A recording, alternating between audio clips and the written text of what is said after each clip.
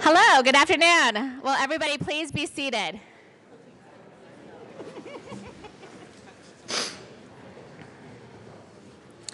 Everybody please be seated and please keep the aisles and doors clear for safety reasons.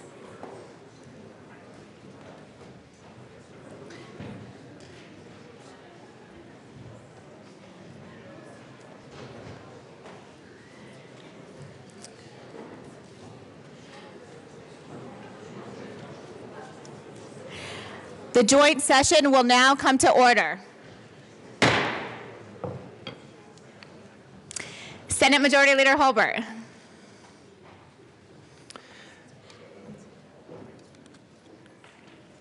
Madam Speaker, members, I move that the morning roll call of the Senate be made the Senate roll call of the joint session. Seeing no objection, the morning call of the Senate will be made the Senate roll call for the joint session. Majority Leader Casey Becker, it is an honor to serve with you. Thank you, Madam Speaker. It's an honor to serve with you. Madam Speaker, members, I move that the morning roll call of the House be made the House roll call of the joint session. Seeing no objection, the morning roll call of the House will be made the House roll call of the joint session. A quorum is present. As is customary, it is my privilege and honor to present this gavel to the President of the Senate with the request that the President preside over the proceedings and be on his best behavior. Was that a challenge?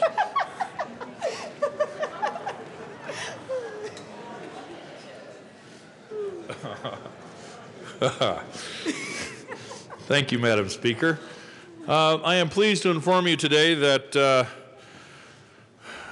because the governor will not be able to be here, I will be delivering his speech for him.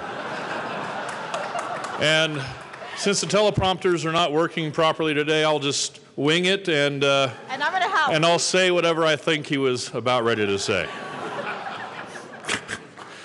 Thank you, Madam Speaker. Will the Joint Committee, composed of Senators Priola and Jones and Representatives McLaughlin, Exum, and Navarro, escort the governor into the House chamber?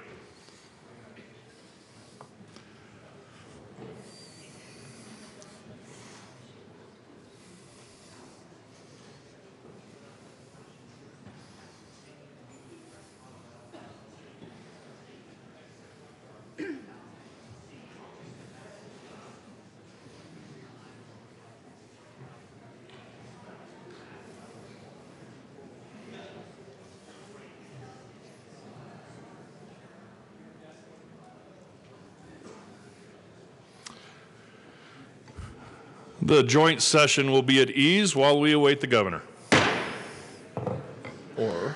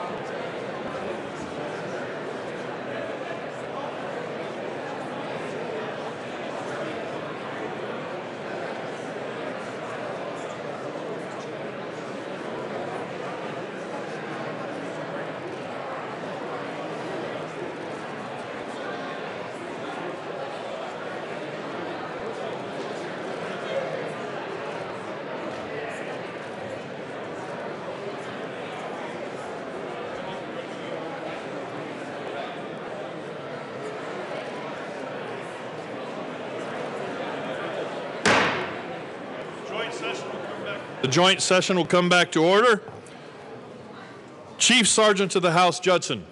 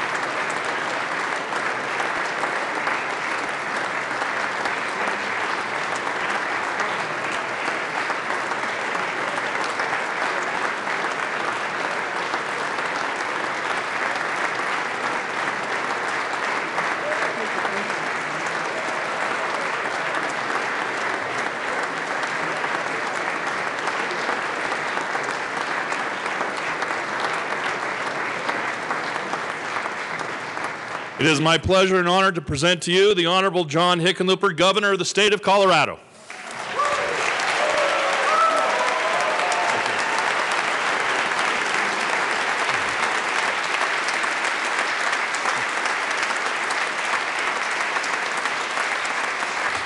Thank you.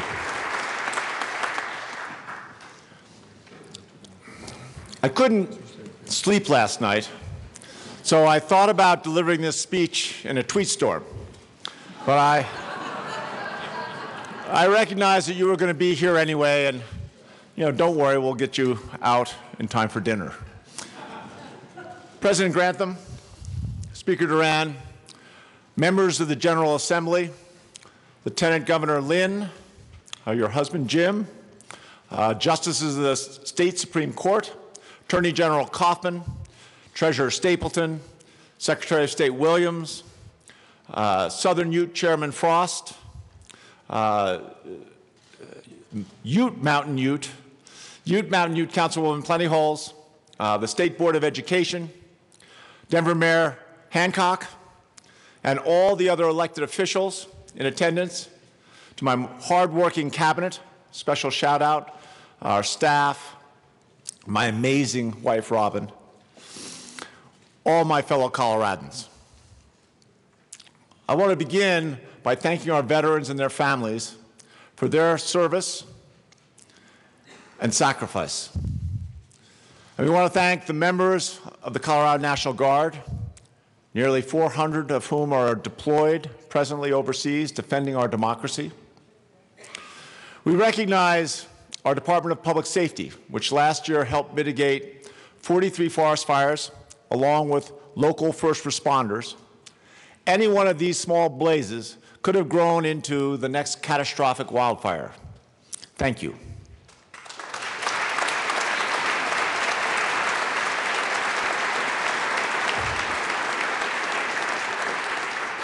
And we want to recognize our neighbors and heroes in law enforcement who we've lost over these last 2 years. Trooper Cody Donahue, Trooper Jamie Jurcevics, Trooper Taylor Tifo, and Corporal Nathan Carrigan, Deputy Derek Gear, and Marine Corps Captain Jeff Coos. Some of their families have joined us today. We ask that they stand so that we can show our support and our love.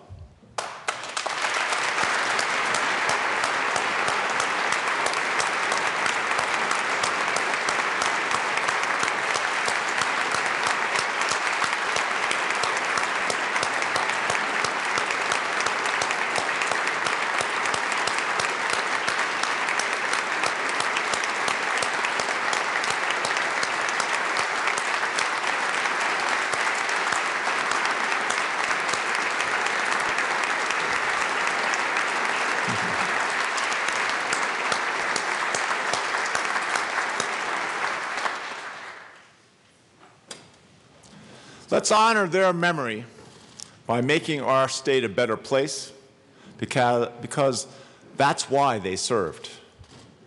It's no secret that we've just been through one of the most toxic political campaigns on record. Regardless of who you supported, we can all agree last year was divisive. But we'll soon have a new president, and it's clear that the new administration and Congress seek a different relationship between the federal government and the states. In the early 20th century, Justice Louis Brandeis popularized the idea that states are the laboratories of democracy. And in the coming years, we expect more responsibility to be directed our way. But in Colorado, we've always been trailblazers. And now more than ever, we need to move forward, chart our own course, focus on results, because Colorado deserves our best efforts, and history has its eyes on us. In 2011, when we started, Coloradans were hurting. Over 200,000 people were unemployed, and countless more were underemployed. 6 years and almost 400,000 new jobs later, we have one of the lowest unemployment rates in Colorado's history, and the state of the state is strong.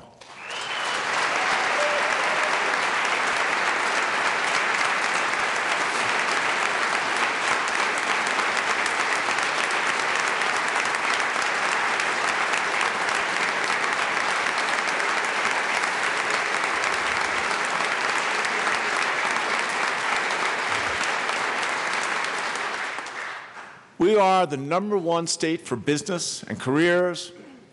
We are judged to have the best workforce, and we're one of the best states for innovation. More people attend cultural events in Colorado than any other state. More skiers and snowboarders choose Colorado, and we are, hands down, the best place for outdoor recreation. And we're home to 7 professional sports teams and some of the greatest collegiate teams, not to mention the world champion Denver Broncos.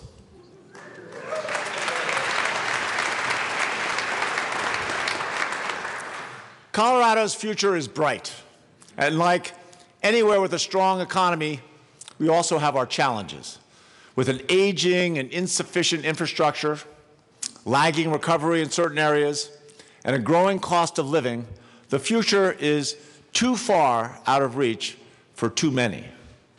Today, we won't frame solutions in partisan terms. We are called to these chambers to tap into our state's deep reservoir of ideas, no matter where they come from, and demonstrate that an accountable government solves problems, stimulates growth, and improves lives across Colorado. This morning, we talk about solutions. Tomorrow, working together, we begin to make them happen. We've had a lot of conversations about where we're going, but perhaps not enough about how we get there. We have 725 days left together, and as the late, great Muhammad Ali said, "Don't count the days, make the days count." Every bill we write, negotiate, and sign, every time we enter this building, let's make our days count. As we evaluate each solution, let's ask ourselves, does it keep our communities safe? Does it help those unable to care for themselves? Does it create good-paying jobs? Does it help small business? Does it improve quality of life? Thomas Jefferson said that the future of the country is in the West. It was true at the turn of the 19th century, and it's true today. But that promising future didn't just happen on its own. Our founders invested in railroads, farms, and people. Today, 8 of the 10 fastest growing economies in the country are west of the Mississippi. And we want to be the best of the West and of the nation. The best states for jobs, the best state for business, and the best place to live. To do all this, we need to invest in our future. We need a comprehensive focus on infrastructure that supports not just transportation, but also broadband, education, healthcare, and our environment. These are not luxuries. Infrastructure investments lead to jobs, and quality of life starts with a good job. If we want to be the best, we need to help lead Colorado. One way to get started is right before us. Talking about the hospital provider fee on the second floor of the Capitol is about as popular as the Oakland Raiders. But it's a sensible way to start solving some of our problems, though it won't solve all of them. Let's see if we can take a fresh look at the hospital provider fee itself and see if it could be modified as a vehicle to control costs, to build more transparency and accountability, and better serve rural clinics and hospitals. We can free up the money we already have from existing revenue to begin building the infrastructure we need to support our growth. Over the next decade, Colorado has $9 billion of unmet transportation needs, and that need will only grow. Voters are tired of us kicking the can down the road because they know it's going to land in a pothole. In our neighboring state of Utah, infrastructure investment is a priority. Utah has, rough justice, about half as many people as Colorado, but invests 4 times what we do to expand their road capacity every year. It's Economics 101. Smart investments in infrastructure create jobs and strengthen the economy. 2 years ago, on the west steps of the Capitol, we said it was time for a continuous third lane on I-25 from Wyoming to New Mexico. This past summer, working with local officials, we secured $15 million in federal funds to help build a new express lane from Fort Collins to Loveland. And just last week, CDOT leveraged funding to start the planning process to add a third lane from Castle Rock to Monument. This means that the required planning will be completed in under 3 years. Now, these are good first steps, but the cost of construction to bring I-25 into the modern world is still over $2 billion. That's more than CDOT's annual total budget, which is almost entirely dedicated to maintenance. We're already squeezing pretty much every penny out of our transportation revenue, but efficiencies can only get us so far. With the gas tax unchanged since 1992, more fuel-efficient cars, and normal inflation, it's basic math. It's a funding problem. We've had this debate for too long. If talk could fill potholes, we'd have the best roads in the country.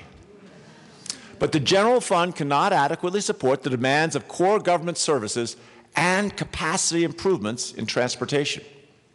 There are some who believe we can pay for our infrastructure needs through cuts alone, but that can only happen if we demand major sacrifices from all Coloradans.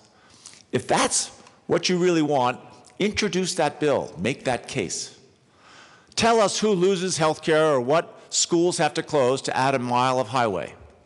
Coloradans share our desire to make these investments. They know that our future economy demands a modern infrastructure. Let's examine all of our options, whether it's new revenue, simplifying or replacing old tax streams, or a combination of both. We can find a solution that clearly spells out to Coloradans exactly what they're getting and how the money will be spent, and how that funding can benefit rural and urban communities, support local needs and statewide projects, and balance transit options with highway expansions. Lincoln once said, "I am a firm believer in the people. If given the truth, they can be depended upon to meet any national crisis. The great point is to bring them the real facts and beer. That's what he said. Let's decide what we take to the voters in November, and let's make our case to the public.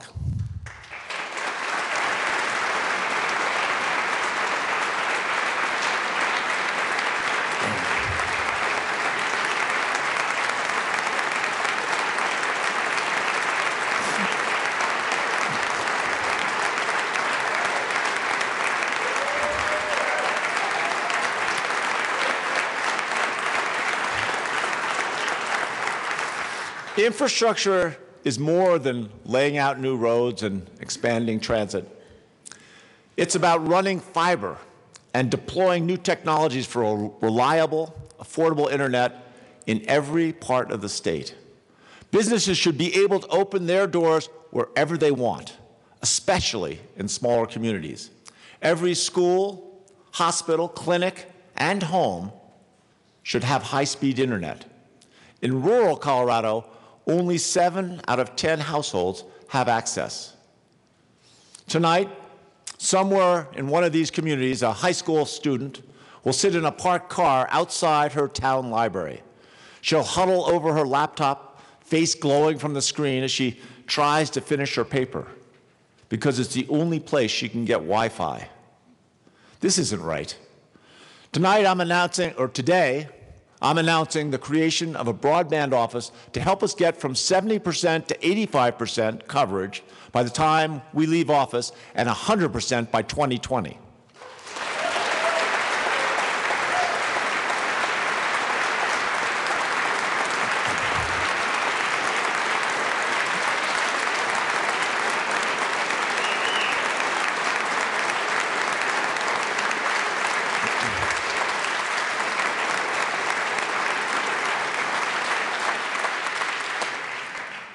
We will work with industry and local civic leaders.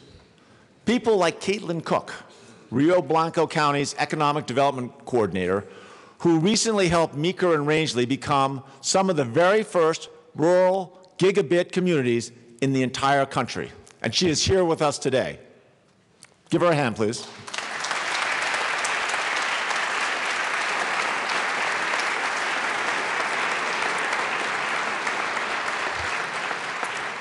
It's a long way to come all the way from Meeker. In 1936, a Republican U.S. Senator from our neighboring Nebraska championed the Rural Electrification Act to run the power lines that made countless family farms across the country more competitive. Fiber optic cables are today's power lines for farmers, ranchers, and rural small businesses. These entrepreneurs helped pull us out of the Great Recession. Now we need to pull together for them. We need to make sure they're fully connected to other counties and countries. If they can't play on a level field, our economy suffers and we all lose. Now, thousands of Coloradans' careers have shifted beneath their feet. There are still thousands of new jobs that need to be filled, many of which don't require college degrees, but they do require skills, knowledge, and expertise. We need to include pathways not just to four-year degrees, but also to technical training and skills certificates for the many jobs in Colorado that require advanced skills like cybersecurity training. Last year, when we created the National Cybersecurity Center, which is already a national leader in a critical area, we learned from industry that less than half of the 10,000 job openings in this field require a university degree. Cybersecurity isn't just about high-profile breaches against big business and federal agencies. Anyone with information or money to steal is at risk, and hackers are reaching through new windows and doors every day. Colorado Springs is known as the place where world-class Olympians train. Now it's becoming a world-class destination to train our cyber workforce. And even beyond cybersecurity, there is an increasing demand for technical skills. From high school students wanting to work as apprentices to the many Coloradans who want a new career, either from passion or necessity, these jobs should be available for everyone. If we do this right, there should be an opportunity for thousands of Coloradans to acquire skills, either in classrooms or on the job, that are career-focused and transferable to different industries in the future. In the last 18 months, foundations, corporations, and the federal government have joined our cause and provided more than $15 million in grants to fund innovative public-private partnerships like Skillful and CareerWise Colorado, helping students and job seekers develop new skills and new careers. Today, we are a national model for matching education with skills-based training. Sean Wybrant is Colorado's Teacher of the Year. He has been teaching for 11 years at Palmer High School in Colorado Springs, as he said, to change the world. And he's changing it by focusing on the 1/3 of our kids who won't go on to 4-year or 2-year colleges. He's preparing the next generation for career and technical jobs of tomorrow. Tim Kistler is the superintendent of the Peyton School District in El Paso County, where he helped open the Woods Manufacturing Program in an empty middle school. It teaches students cutting-edge skills needed in the woodworking industry. We thank both Sean and Tim for helping to close the skills gap and for making sure all students realize their potential. Good.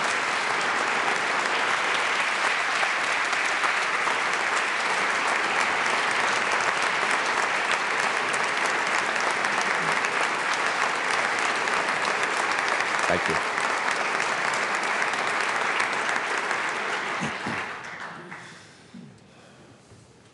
Closing the gap means giving students a solid foundation for success at every step of their education.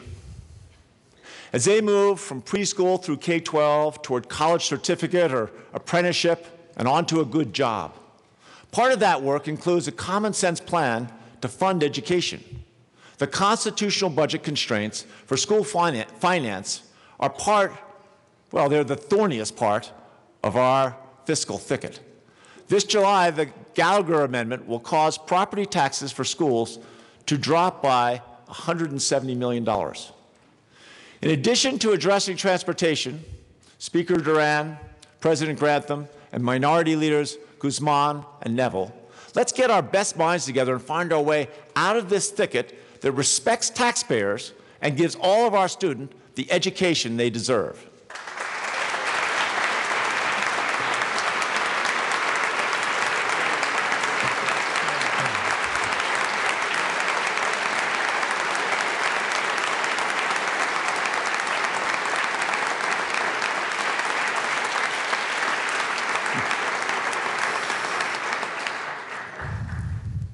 From Toyoak to Julesburg, from Dinosaur to Campo, we are working to support business and stimulate growth.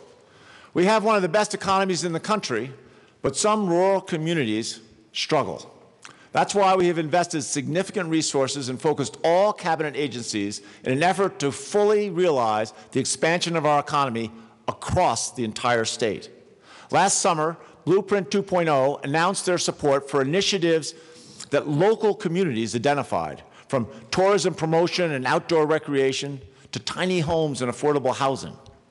Our small towns represent a fraction of our total population, but they are a crucial piece of the fabric of our economy. And when small communities flourish, the entire state benefits. We have improved access to the outdoors, partnered with local government and communities to improve and ultimately complete and connect 16 priority trails across the state. Outdoor recreation generates 313,000 jobs in our state and over $34 billion in economic output, much of it in rural Colorado. It also means that one of the top reasons businesses, or it also is one of the top reasons businesses and talented workers choose to come here. As part of our Colorado the Beautiful initiative, this summer we'll be launching an interactive statewide trails map that will, for the first time ever, pull together over 20,000 miles of Colorado trails managed by over 100 local, state, and federal agencies. Anyone hiking or biking will be able to see where they are and where they're going on a map, take photos along the way, and share those photos with others on the same trail. This is one piece of our vision to get more kids outside and exercising. And thanks to the generosity of people like Jake Steinfeld, a nationally recognized fitness expert, 3 schools in the state will have a chance to win a brand new $100,000 fitness center to help students get fit and stay healthy. We want everyone to experience the beauty of our entire state, and we also want to make sure that all regions have access to tourism dollars. We can't wave a magic wand to diversify the economy throughout the state, but if we work together, we can support growth in any community that wants it. We're asking to establish a point person on the ground for rural economic development issues to expedite and speed resources to communities that need them.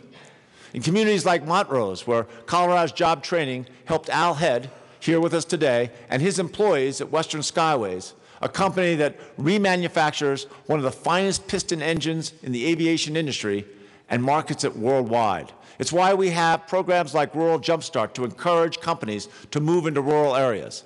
Companies like ProStar Geocorp and its employees in Grand Junction, where they provide geospatial intelligence software, and just last year won the Apex Award for entrepreneurship. It's why we partner with small business owners and farmers on energy efficiency programs. People like dairy farmer Mary Kraft from Morgan County will save up to $5,000 a year in expenses, allowing her to focus on her bottom line. Please join me in recognizing both Al and Mary for making the trip here and for all their work.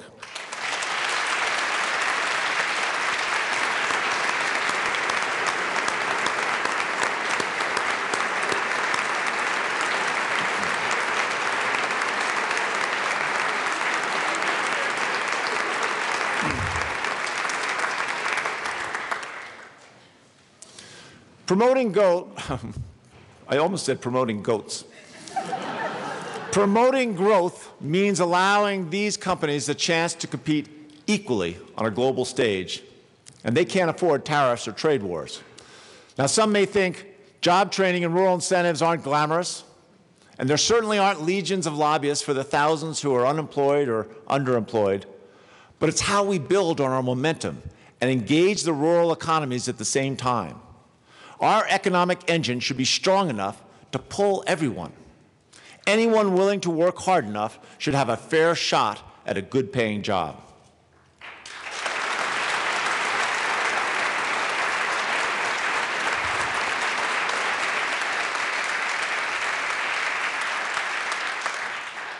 We're bullish on partnering with rural economies on every intractable issue, from broadband to job training to our energy economy and clean air and water. With the support of both Republicans and Democrats, we have quadrupled the amount of energy we get from wind and sun in recent years. Costs of these technologies are dropping like a rock, while the clean energy industry provides jobs to over 60,000 Coloradans. We've protected thousands of acres of open lands and rivers, while we've become one of the best states in the country for natural gas production. We have put the energy needs and costs of hardworking Coloradans before any special interest agenda or false promise. Clean, safe, and affordable Colorado-made energy is the best approach. Colorado has led the country on moving to cleaner energy sources. We can, and working together, we should have cleaner air at little or no additional cost to our consumers.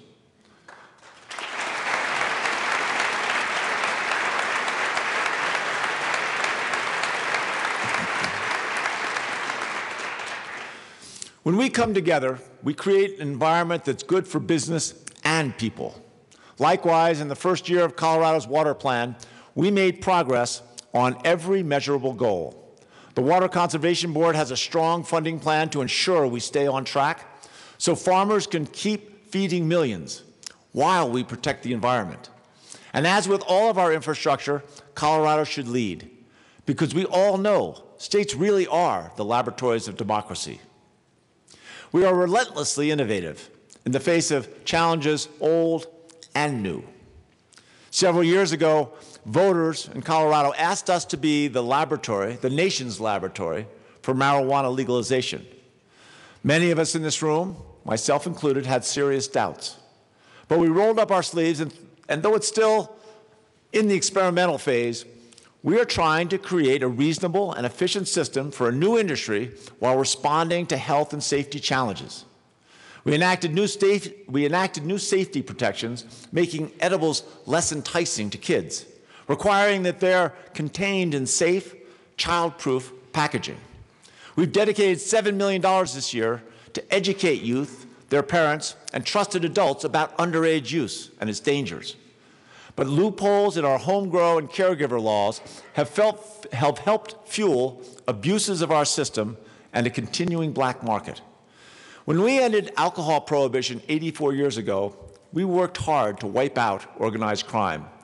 We should develop common sense guardrails around our home grow and caregiver laws so that we can end organized crime here as well. We've also requested $6 million to provide financial resources to local law enforcement to increase training and detection, shut down illegal grows, and to prosecute criminals.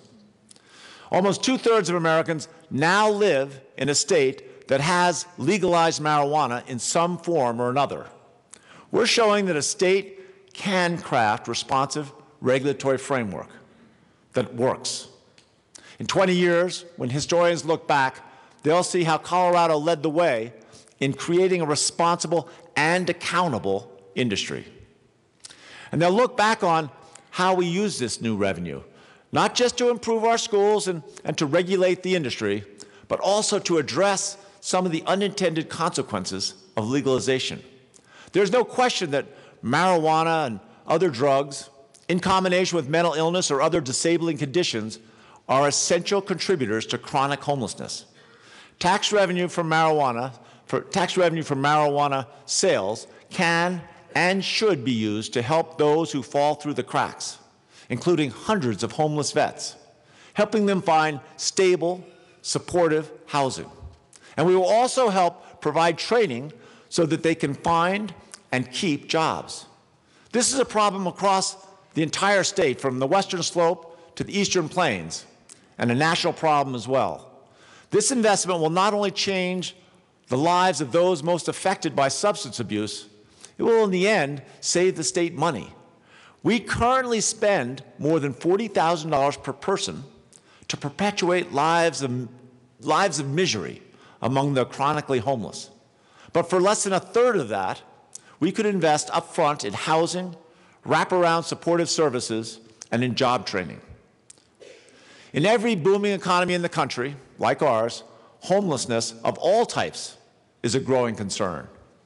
Across our state, on almost every rung of the economic ladder, Coloradans are being priced out of housing that they can afford. We have a housing crisis, plain and simple. Many families are stuck and held down. Too much of their income goes into rent, and homeownership is too far out of reach. Too many people and not enough units adds up to unaffordable rents and skyrocketing home prices. I've said it before, we need to work on more affordable housing. Now, part of the answer is the construction defects legislation we almost passed last year, and we will pass this year.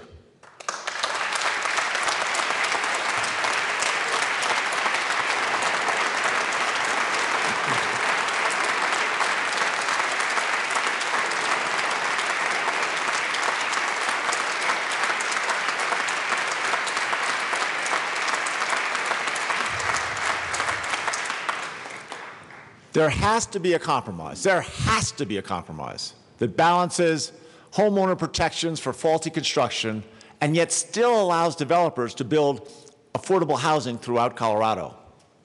And this isn't the only pocketbook issue we need to address. Our prosperity doesn't amount to a hill of beans if Coloradans can't afford health insurance, if they're not healthy enough to work or enjoy this great state. We're committed to making Colorado the healthiest state in the nation, and we've made great progress in this goal. Since 2011, we've helped over 600,000 people get basic health insurance, and 94% of Coloradans now have coverage. We believe that basic health care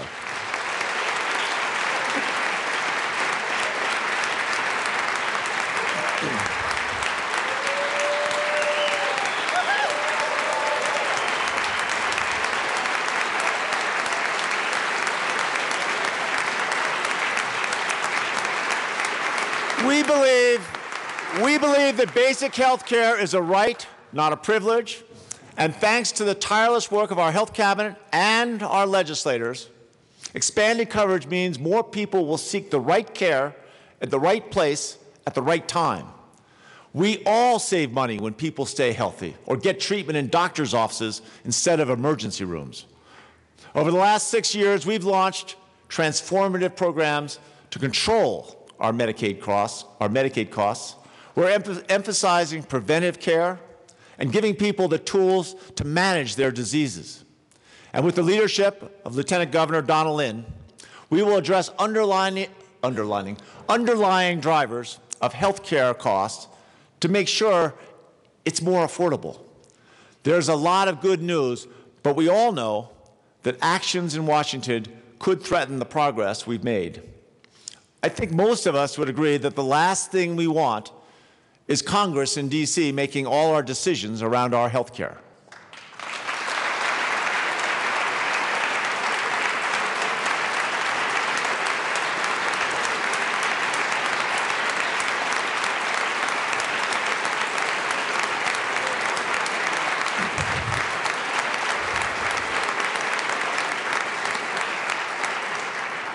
If changes are inevitable, I will fight for a replacement plan that protects the people who are covered now and does not take us backwards.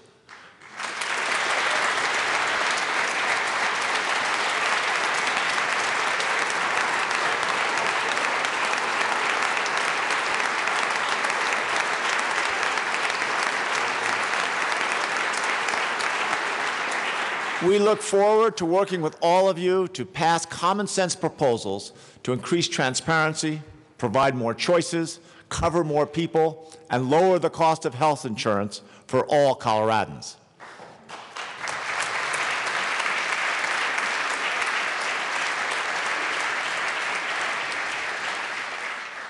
Being the healthiest state means caring for our bodies, but also our minds. We've made important strides in mental health by expanding access to coverage, integrating primary care, and behavioral health. But behavioral health demands our attention at all points, not just as one-off efforts when problems get too big to ignore. There is remarkable consensus around the issue, from doctors to legislators to patient advocates to sheriffs. Nearly everyone is in agreement on how we can improve behavioral health outcomes for Coloradans. Let's not leave it to be addressed in our jails, our emergency rooms, and our prisons. Let's use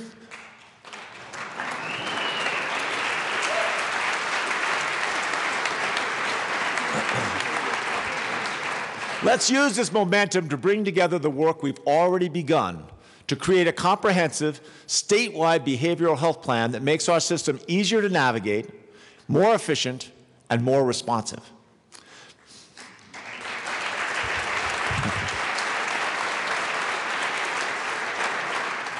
In everything we do, from building our infrastructure to incentivizing businesses, to creating jobs, to being the healthiest state in the country, we can always do better. Much of what government does can be measured. And by evaluating our results, we can make government more efficient, more effective, and more responsive. That's why 2 months ago, we released the Governor's Dashboard, the latest step in our goal in making Colorado the most accountable state in the country. Think of it as a scoreboard that shows how government is performing on clean rivers and streams, quick service at the DMV, or job placement at our workforce centers. It's an easy way for Coloradans to see where we've been, where we're going, and how we're going to get there.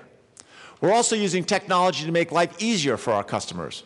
We've hired the country's first digital transformation officer, and later this year we'll be combining a number of services across multiple agencies into a single, easy-to-use app. Yes, you can tell we have not been trading. Yes, history has its eyes on us. In Colorado, we know how to get things done and acknowledge that government shouldn't attempt to solve every problem. In Colorado, we ignore a system that tries to force us into corners, left or right, urban or rural, because we operate in the space between, where compromise isn't a dirty word, where successes come from listening, where we embrace the wisdom and experience of everyone in our state.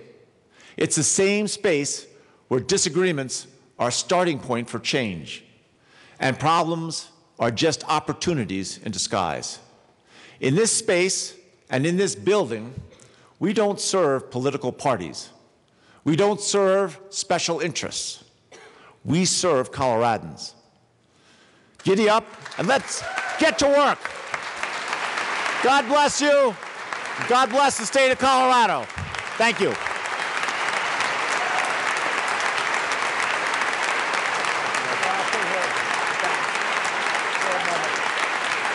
Thank you.